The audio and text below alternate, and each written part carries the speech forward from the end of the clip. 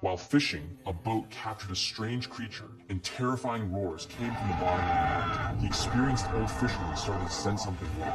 If it were a normal big fish, it would be impossible to break free from the trawl net. The monster's abnormal appearance caused the fisherman to instinctively raise his gun and shoot.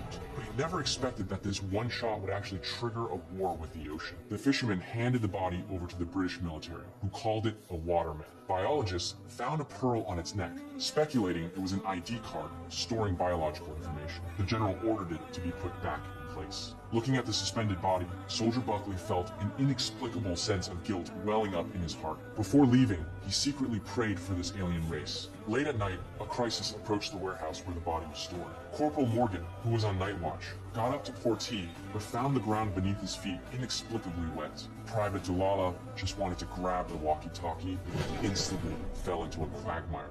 Morgan tried to save his colleague, but was still a hair's breadth away. He took out the walkie-talkie from his waist, but before he could call for reinforcements, the invading waterman had already subdued him. This was a silent warning from the waterman to prepare. The alarm sounded, and soldiers rushed into the room. The body and the guards had vanished, and the room was dead silent. Buckley noticed a protrusion on the ground and actually pulled out a complete chair. The general realized something was wrong. He took out his walkie-talkie, lay on the ground, and called the names of the two soldiers again. A burst of radio static actually came from deep beneath his feet.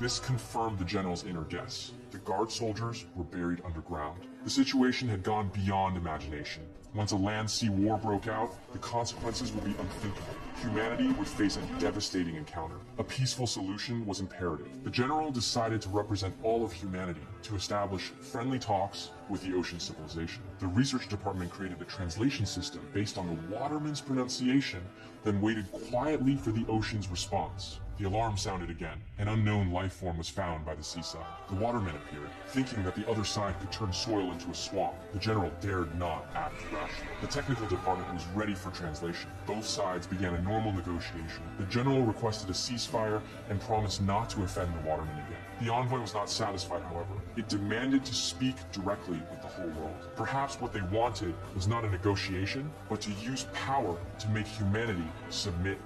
We do not agree. We would talk to all your animals. Humans. We would talk to all humanity. Forced by the situation, the general could only comply. Within a few short days, videos of the watermen swept across the internet. The world fell into panic, and no one dared to eat fish anymore. In order to exchange for the watermen's friendship and world peace, the United Nations ordered the construction of a deep-sea passage leading directly to the auditorium, and construction teams worked day and night. Kate, the liaison of the UN Administrative Department, connected all countries to open a video conference. White House Online. All of the people Beijing. National Congress of Brazil.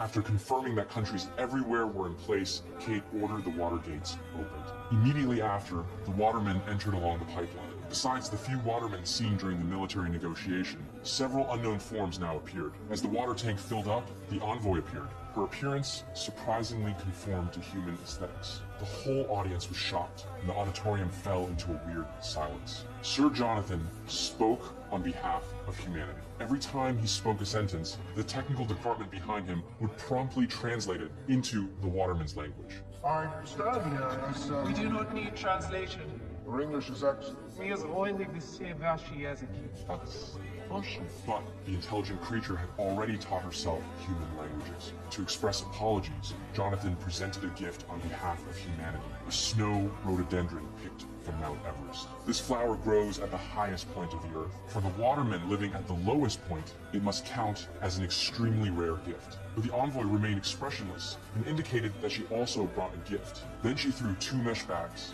My children should have been born at the turn of the 3rd cold current, but they choked on your oil and poison and excrement. So Jonathan, go to 16, paragraph 10. With vigor, that we recognize the problem and our solutions are remarkable. We do not know you. We would speak with him. Me?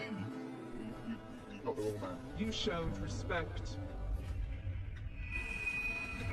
You respected our fallen kin when no others did. What are they, Christians now? Someone tell me what's going on. I'm not even religious. But we saw your kindness. Will you stand as ambassador and talk on behalf of the entire human race?